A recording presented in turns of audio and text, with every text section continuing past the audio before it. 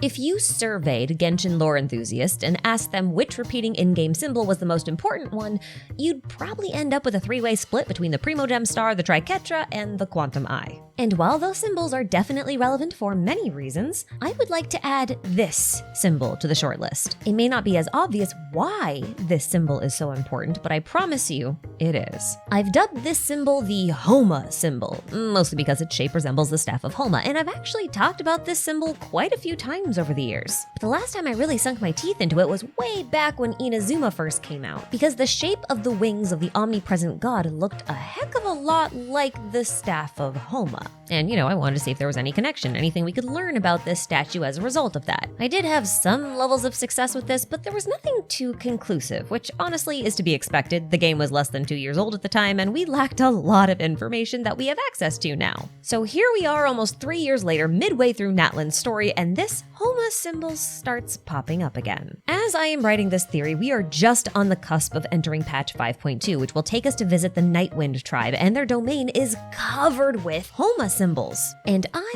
want to know why. So I thought it was high time we dug up my old notes, reopened this investigation, and see if we can't find anything new. And spoiler warning, there's obviously something new, otherwise I wouldn't be making this video right now. And I gotta say, out of all the possible things I thought this symbol could be related to, I never would have guessed it would have been related to the false sky. So strap in, little lore spores. We've got a lot to get through, and if you need them, we've got timestamps, spoiler warning, citations, and attributions, and links to related content in the description box, as well as post-video notes and corrections which can be found in the pinned comment. And without further ado, let's get right into it.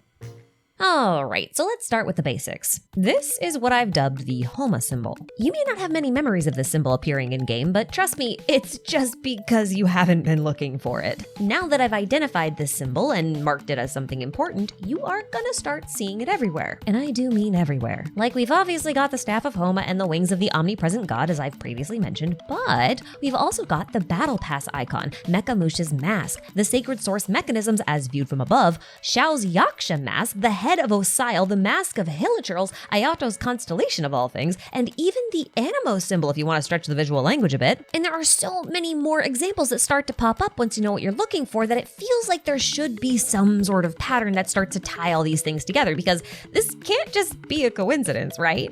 Well, yeah, obviously. They're all connected by the theme of Homa. So figuring out what this pattern is means we gotta know what a Homa is. What I've been calling Homa is actually short for Homa ritual, which is a ceremony where one offers gifts to the gods by burning them in a sacred flame in exchange for the gods' blessings, which bring prosperity and cleanse negative energies. This Homa ritual is classified as a Yajna ritual, which is a category that encompasses all sorts of rituals that involve the worship of a sacred fire, mostly in Indic religion.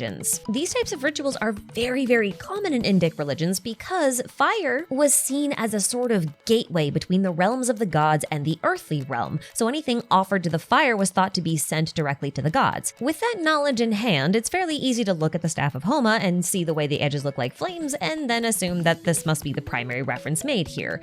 But it's actually not. While the relation to fire is important, the staff of Homa and the shape of the Homa symbol in general seems to be based on the Homa spoons, and Homa spoons are tools used during the Homa ritual to slowly dispense offerings into the flames. So the shape is referencing the tool used to offer things to the gods. Now, thematically, there are 3 things I want you to remember about the Homa ritual because they will be very, very important going forward. First off, remember that the Homa ritual considers fire to be a gateway between the realms of humans and the realms of the gods. This is quite similar to how Natlan's sacred flame functions as a gateway between Teyvat and the Night Kingdom, since the Night Kingdom is also the home of the Wyobs, and the Wyobs are kind of like Natlan's gods. Second, remember that the Homa ritual is one that requires offerings. Now, these offerings are sometimes considered sacrifices because they burn up in the flames, so I'm gonna be using the term offering and sacrifice somewhat interchangeably throughout this video. Just keep that in mind. As for the third thing, I want you to remember that the purpose of the Homa ritual is to receive the power of the gods and to cleanse negativity. Within the context of Genshin, I mostly want you to think of this as using the power of gods to cleanse filth.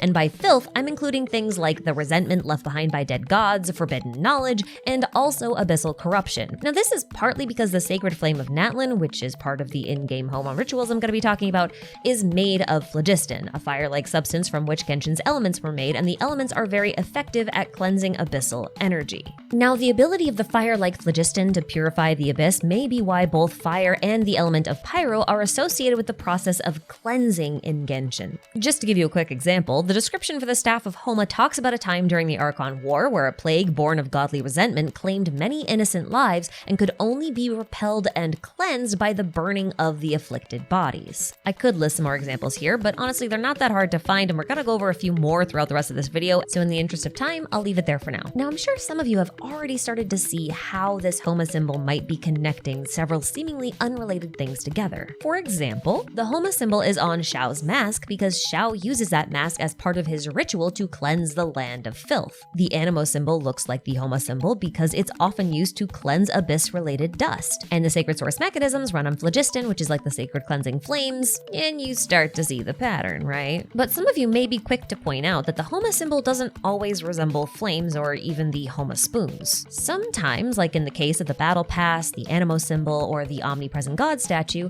the symbol resembles wings, like bird wings. And if you blend the themes of fire and birds together, you'll end up with a... No, not that. I was thinking more like a firebird, you know, like a phoenix. Interestingly enough, in Iranian mythology, phoenixes go by another name. That's right, they are called Homa birds. Now, I mention Iranian mythology specifically because we have a region inspired by Iranian mythology, and that's Sumeru. And it just so happens that in Sumeru is a legit Homa bird, the simurgh. Now, technically speaking, simurghs and Homa birds aren't identical, but they're often conflated with each other in Iranian myth because of their overlapping characteristics, which also overlap with those of the phoenix. Specifically, the whole bursting into flames and being reborn from their own ashes. This trait has always made phoenixes symbols of resurrection, rebirth, regeneration, and purification, which is also the case with the Homa birds and the simurghs, but is also very interesting to me in light of Arlecchino's whole cleansing fires of purgatory constellation and her blood fire being able to allow people to experience a type of rebirth where their old memories are burned away so they can start new lives over again, with new memories. It's a type of rebirth through fire. And at a high level, it is somewhat like a Homa ritual. As we know, in Genshin, losing one's memories is something akin to death. As the Aranara like to say, death is merely a one-time loss of memory. So to sacrifice memory is to experience death. To build new memories is to experience birth. Burn old memories away or sacrifice them, and you die only to be reborn, right? I actually wanted to talk about the simurgh in relation to the whole Homa bird and Homa ritual thing because it is related to both. Now, for those of you who don't know, the simurgh is actually the child of a Seelie, or if you prefer, we can call him an angel. This angel's name was Nabu Malikata, and we also know her as the goddess of flowers. In preparation for her own death, Nabu Malikata left her Kavarna, which means divine power, to Rukkhadevata, who then granted it intelligence and allowed it to take the shape of a magnificent bird that we call the simurgh. She then charged it with the responsibility of guarding the borders between birth and death. Sounds a bit like Arlecchino's whole shtick to me. And so, the simurgh took up residence at the Varokasha Oasis, fell asleep among the branches of the sacred tree there, and continued sleeping until the Conrian Cataclysm happened and the abyss began to seep out of Tunigi Hollow. Egeria had traveled south beyond the Fontaine borders in order to fight the abyss and force it back from whence it came, but she died in this process and she left behind a pool of sacred water that we call the Amrita. In that moment, the simurgh decided they wanted to leverage Egeria's remaining power and dove into the water she left behind, shattering into dozens of Kavarna fragments, and the fragments that inherited the simurgh's intelligence became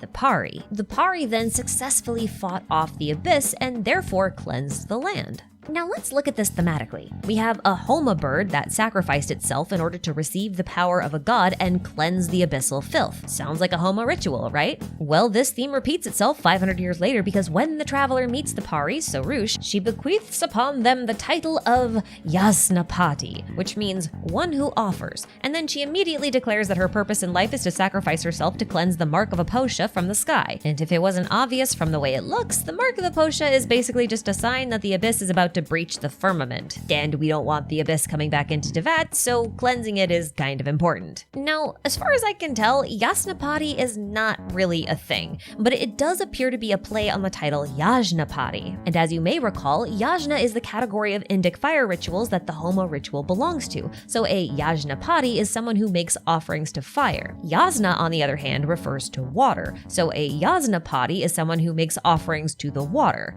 Since the Pari are born from the fusion of the Simurgh, which is fire, and the Amrita, which is water, Yasnapati is quite the fitting name for it. Although it does mean that the traveler is supposed to offer something in sacrifice to the water. And as I already mentioned, that sacrifice is Sorush. So basically the whole quest is just the traveler offering up Sorush as a sacrifice to cleanse the abyssal filth. Sorush doesn't die at the end of this ritual, but I don't think that's really a problem because like I said in the beginning, sacrifices and offerings are kind of being used interchangeably here. The only difference between them is that sacrifices are like gone forever, whereas offerings aren't. So in this case, Sorush was offered and not sacrificed, but it's still all Homa, so what are you gonna do? Now, these stories about the Pari and the Simurgh are two of the more explicit examples of the Homa ritual being performed repeatedly in Teyvat as a means of repelling or cleansing the abyss. It's certainly not the only method of countering the abyss. We obviously have the celestial nails and the traveler's purification powers, among other things, but this idea about sacrificing or offering up things, especially memories, in order to preserve the stability of Teyvat and keep the abyss at bay, is something very prominent in Natlan. And Natlan is not only the region giving us the most information about the true nature of the abyss and the fundamental laws that govern the world, but it also leans heavily into this Homa theme. And since the abyss is like the biggest antagonist of the game, I feel like this is kind of important. So how does Homa play into Natlan? Well, Natlan has a sacred flame, which is something that's required of Homa rituals. And this flame basically serves three functions. It allows certain individuals to sacrifice themselves to it in order to become the next Pyro Archon, so it lets you borrow the power of a god. And it also functions as a gateway between Natlan and the Night Kingdom, and thereby establishes a connection between the realm of humans and the realm of gods, which in this case are the Wyobs. And it repels the abyss, so it cleanses. All three of these things are very, very Homa. But okay, I mentioned in the beginning of this video that one of the main reasons I wanted to reopen my Homa investigation is because the symbol is all over the next area in Natlan, the home of the Nightwind tribe. And I think at this point it's probably a little bit obvious as to why this Homa symbol might be all over the Nightwind tribe's area. This tribe basically functions as the guardians of the Night Kingdom. They're basically gatekeepers between the two realms, and that makes them Yajnapati, those who offer things to the flames. They communicate with the Wyobs. That's what the Homa ritual is all about. Communicating with the gods and borrowing their powers in order to receive blessings and cleansing. And this tribe is no stranger to sacrificial offerings in the name of cleansing. I mean, just take Ororon, for example.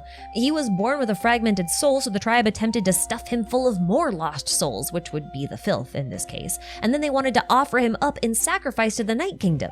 The ceremony didn't really work, but that's not really the point. The fact that this ritual even exists kinda says it all. And in addition to this kind of ritualistic sacrifice stuff, they also seem to do a lot of abyss and lingering ghost management in general. They also have lots of tools, rituals, and other methods that they use to converse with the Wyobs, because that seems to be their primary responsibility. Now, the Wyobs might be the primary presence in the Night Kingdom, but they actually answer to a higher authority, and that authority is the Lord of the Night. The thing is, the Lord of the Night is a Seelie, just like Nabu Malikata was, and as you might remember, Nabu Malikata was the mother of the Simurgh, which makes her the grandmother of the Pari, both of whom perform Homa rituals like that's their job. And I find it very interesting in these two scenarios where we have explicit Homa symbols and references all over the place, angels seem to be behind it. But unlike Nabu Malikata, the Lord of the Night didn't really create like a bird to govern the land or leave behind their Kavarna or whatever. She actually sacrificed herself in order to reconstruct the Night Kingdom from the pieces of Natlan's shattered ley lines thousands of years ago. Apart from the sacrifice thing, it doesn't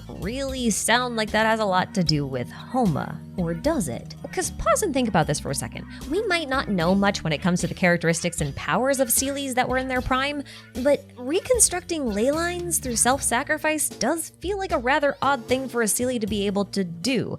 or even to think to try to do. So I can't help but wonder if a Seelie has been used this way before. You know, sacrificed as a material in order to repair a core functionality of the world. And I think they have. And this is where the theory actually starts. That's right, everything up until this point has just been preamble and context. The actual theorizing starts now, and it starts by going over a story told by a talking stuffed animal in a witch's library. Wolfie says a lot of suspiciously cryptic things, but the one I find most interesting is the story he has to tell about the Seelies. Now, from what we know, the Seelies were once a proud and noble race of angels who served Tevat's primary god, who we know of as the Primordial One, the ruler of Celestia and the master of the Four Shades.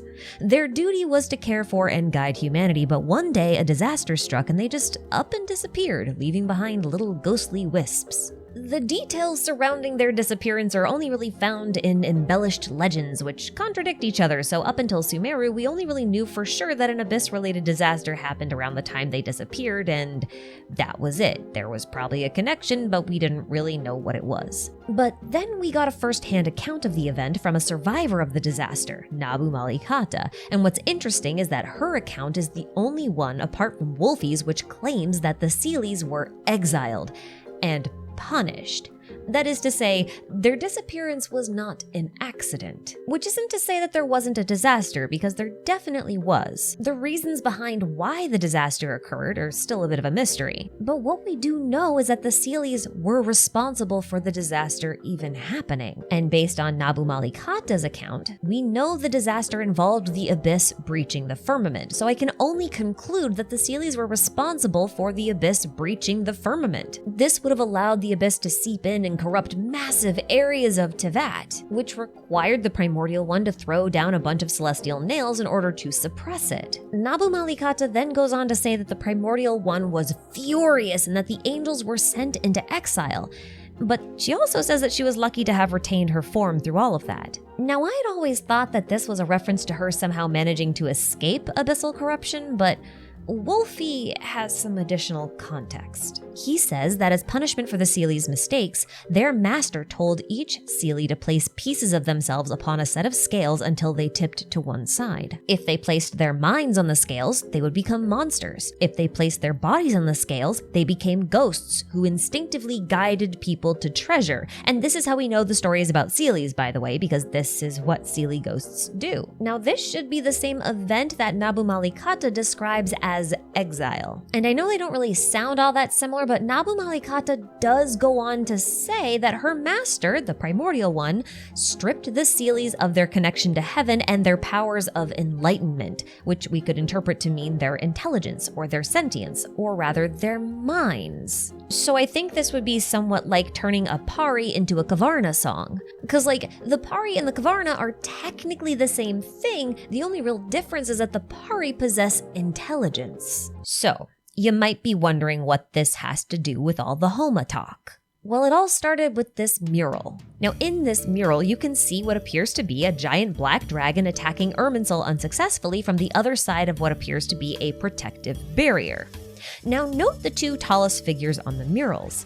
They have wings like angels do, and Seelies are angels. And that makes me think that these may actually be Seelies, which would mean that this mural is actually depicting an abyssal attack during the era of the Seelies. Why an abyssal attack versus a phlogiston-based one if, dragons are mostly phlogiston-based? Well, it's because of its color. The black and violet colors of this dragon are the colors most commonly associated with the abyss. So I don't think this is a normal elemental dragon. I think this is an abyssal mimic of a dragon, because the abyss loves mimicking Tevat's life forms. We saw this firsthand in Natlan, and even if we hadn't, we could just check the description of the Mimiflora for confirmation. So if this dragon is an abyssal dragon, then that means the barrier that's repelling it must be made out of some kind of phlogiston, or like a sacred flame, more or less the same thing. And then I remembered that in the Hebrew Bible, angels are described as incorporeal spiritual beings, sometimes made of holy flames. And Seelies are probably also made of holy flames, but perhaps not pyro, but phlogiston.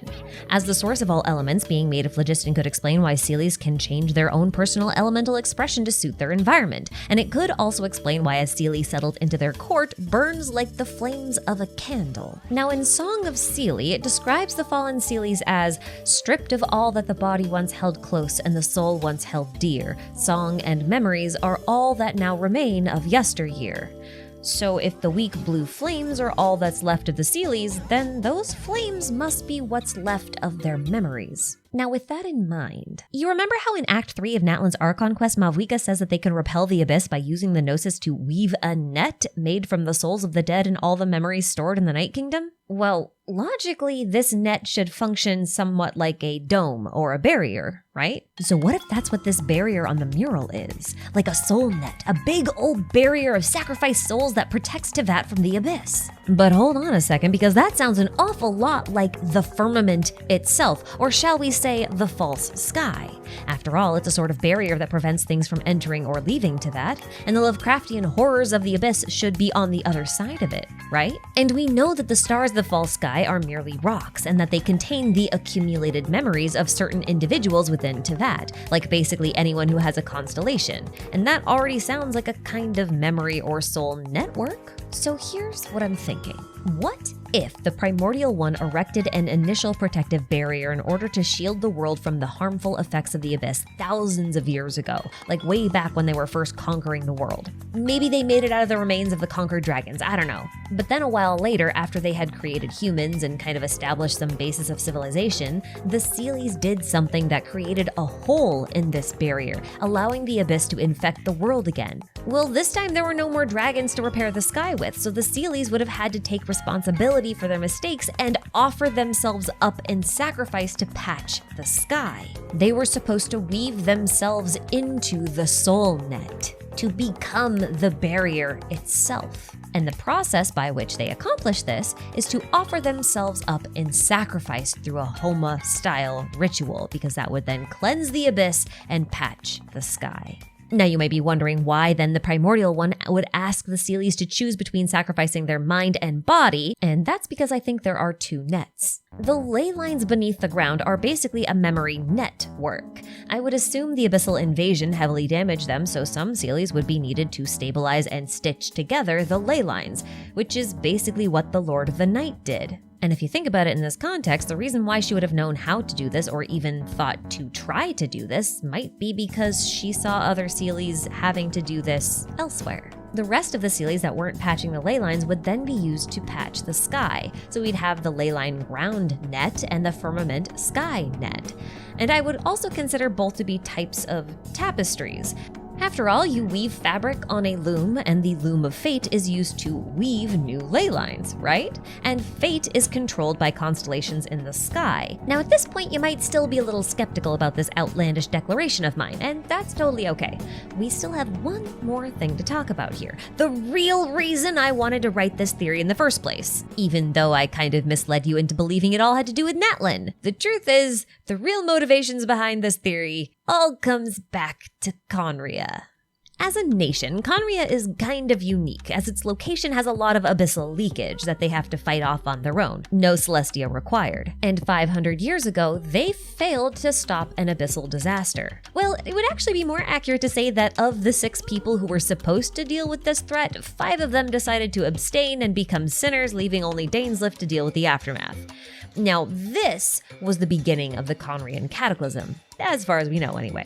As a result of Khaenri'ah's failure to prevent the abyssal disaster, those not native to Khaenri'ah became hilichurls while the rest were cursed with immortality. We'll talk about both of these instances, but the thing that bothers me the most about hilichurls is the fact that their masks have the Homa symbol on them, which makes me wonder if the masks they wear identify them as victims of Homa sacrifice. Because remember, Khaenri'ah disappeared in a sea of flames, and it's possible that like the Seelies before them, Celestia decided that Conrians should take responsibility for allowing the Abyss into Teyvat, and then sacrificed them to the flames, harvesting their minds and souls as materials to reweave the soul net firmament. This could be why the Hilichurls have limbs that look as though they've been thoroughly charred, a characteristic that's shared with Arlecchino, who, as we've already established, has a connection with the Homa ritual, and is also Conrian. And just as an FYI, Hilichurls didn't suddenly appear 500 years ago. They've been around for thousands of years, so you know how some Seelies gave up their minds and became monsters instead of ghosts? Well, it's possible that they also became Hilichurls. Once again, Arlecchino could be a bit of a nod to this, as she has a somewhat angelic form and also the blackened limbs of the Hilichurls, and she's pyro-aligned. I'm just saying. But here's the kicker. From the flames that consumed Conria came countless black and red boxes that appear to belong to the sustainer of heavenly principles, someone the traveler encountered at the borders of Teyvat, in the firmament. Now, a long time ago, I made a video speculating about these boxes and what might be inside of them, and I came to the conclusion that the boxes contained the souls of dead people, especially Conrians. You can watch that video for the full theory. It's actually held up surprisingly well, but my primary argument at the time was that the eye symbol has to do with the souls of the dead and their memories. The logic for this was a little bit shaky, but I think it might end up being fairly close to the truth anyway, because this eye symbol is also all over the Nightwind tribe as well, and it seems to relate to the ability to see the unseen, and also deals with ghosts and spirits. And you know who's covered in this symbol and has a fractured soul that they tried to stuff lots of other lost spirits into? It's Ororon, a member of the Nightwind tribe. But the reason I bring this idea up now actually has to do with Caribert, because he is the only known Hilichurl to regain his sense of self, and no, I'm not counting Caterpillar. And Caribert describes this experience of being separated from his body as like being in a small room with no windows, kind of like he's trapped in a box. Perhaps one of these black and red boxes. And I think these stupid things actually make up the firmament, because Mahuika blew a small hole through the false sky, and good gravy did the edges look very similar to the sustainer of heavenly principles cubes. Now, I can ramble on for a lot longer about all the potential implications of this and what this whole Homa thing changes, but I'm just gonna point out a couple of key ones as we wrap things up in the company of all my lovely little channel members. They grow up so fast. First off, I have to acknowledge the fact that only those not native to Conria were burned up and turned into Hilichurls. My hypothesis here is that Renova may have stepped in and cursed the Conrians with immortality so they could not actually be sacrificed. Consider it an act of rebellion, a way to preserve memories, at least temporarily. I'm making this assumption that it's rebellious because of this curious comment by the Lord of the Night with regards to Capitano's relationship with Renova. Plus, we also know that Renova already overstepped her authority by helping Xbalanque, so a little rebellion is actually in character for her. And this may actually be the case for other shades as well, like Istaroth. Because Istaroth also tries to preserve memories with her semi-sentient ghostly Eidolons. She also lent Makoto a hand in creating the sacred Sakura, which freed Inazuma from the heavenly principles, which should theoretically mean that the tree wove new ley lines for Inazuma. And part of me wonders if that was because she didn't want to see any more people sacrificed by her master. And the tree was made by a single god sacrificing themselves. There is Homa here. But speaking of sacrifices in Istaroth, this whole Homa thing may also explain a bit about the omnipresent god statue. Istaroth is a very popular candidate for the statue's identity, and the statue itself has Homa-shaped wings that accept offerings in the form of visions. These Homa wings also have eyes on them that are quite similar to the eyes on the Sustainer's cubes, which I suggested previously contain the souls of the Homa sacrifices, but the statue's eyes hold visions instead. But technically, visions are fragments of a person's will or ambition, and those are fueled by memory, so to think of a vision as part of one's self or soul just kind of ties the whole thing together, doesn't it? And it also means that the Shogun was merely trying to carry out a Homa ritual this entire time. Perhaps the end result would have been a type of soul net over Inazuma, which would have further isolated it from the rest of Teyvat. And the Tsaritsa is collecting the Gnosis, which are responsible for helping to create a soul net, and that makes you wonder if she actually wishes to create a soul net of her own and Inazuma was just one big experiment. But then again, the cryogem suggests that she wishes to burn the old world to the ground, so